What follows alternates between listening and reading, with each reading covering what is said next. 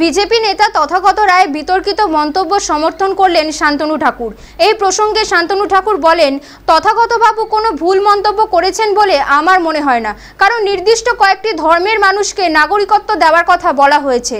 যদি অন্য ধর্মের মানুষ নাগরিকত্ব নেওয়ার চেষ্টা করে, তার যদি কোনো কাগজপত্র না থাকে, তাহলে বায়োলজিক্যাল টেস্ট করা যেতে পারে।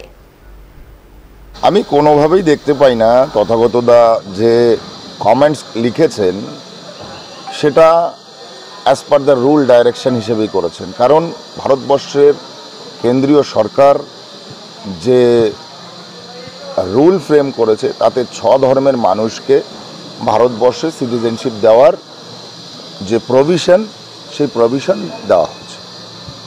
উনি যদি বলে থাকেন এই 6 ধর্মের বাইরে কোনো লোক যদি চেষ্টা করে সিটিজেনশিপ নেবার জন্যে, তো পাশাপাশি তার যদি কোনো ডকুমেন্টস না থাকে তাহলে তাকে বায়োলজিক্যালি চেক করা যেতেই পারে, এটা ডক্টরি প্রসেস হবে।